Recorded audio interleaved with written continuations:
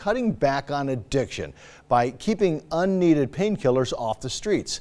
Tonight, we learned from the largest healthcare provider in the Intermountain West on how they've cut back on prescribing post-surgery opioids by 3.8 million pills just last year. 6 on Your Side's Karen Lear went to Salt Lake City to see how their physicians are using science to back their movement. She joins us live in studio in tonight's Finding Hope. Well, Don, not only are doctors with Intermountain Healthcare sending patients home with much fewer pain pills than in the past, but they're also taking major strides toward educating every person that walks through their doors about the potential addictive side effects of many medications.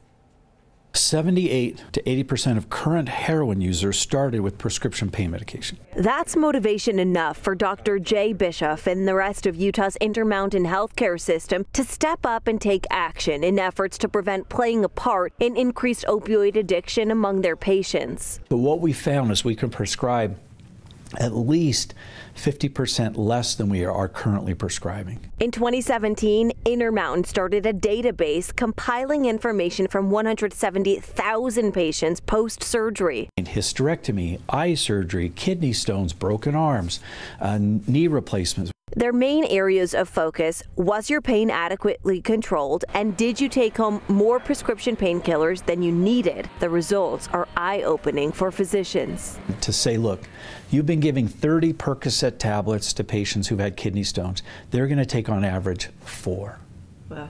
And in urology, it turns out the sweet spot is right around 10 tablets, no matter what we do to you, about 10. For other surgeries, a little more invasive, it's about 12 to 15.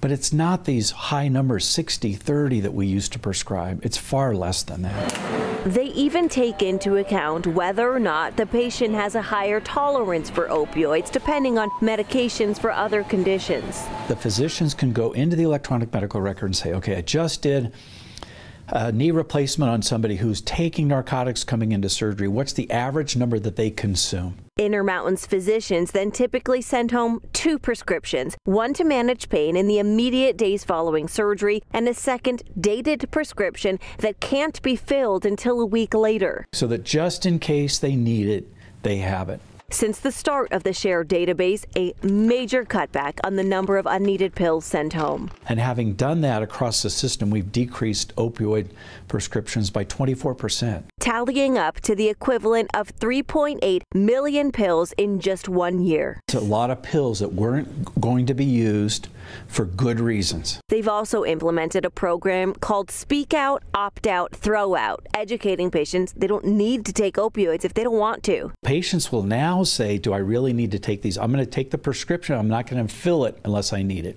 The healthcare system has also helped fund billboards around town, along with increasing signage within the hospital itself, educating patients about the addictive aspects of many medications. Now, here in Utah, the key to reducing opioid prescriptions isn't just relying on the physicians, it's also educating the patients themselves, using signs like this to get the conversation started. And we put wraps all over in the hospital, like in the surgery waiting area where your family's waiting for you to come out of surgery.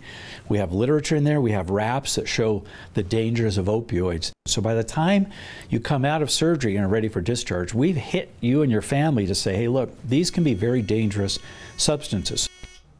So it's pretty remarkable how much progress they've made in just a year. They're also sending home all of these surgery patients home with informational cards about the importance of getting rid of those extra pills after they're done with their healing process. So as part of Speak Out, Opt Out, Throw Out, they've also increased the number of drug take-back bins at each of their hospitals and in their pharmacies. It is so refreshing to hear a physician talk about the pill count. Yeah, and they're even sending some patients home just by using Tylenol and Motrin at the hospital. So people are learning, especially since they're getting this conversation started. They know that there are some ways to treat this pain that are not through opioids. And again, it's worth mentioning this has nothing to do with chronic pain patients. This is just for acute pain for people after surgeries or after some type of medical procedures where that pain is only going to last for a short period of time, because Dr. Bishop says the two are incredibly different. Yeah, well, thanks for that report. Acute pain is something that we expect to go away.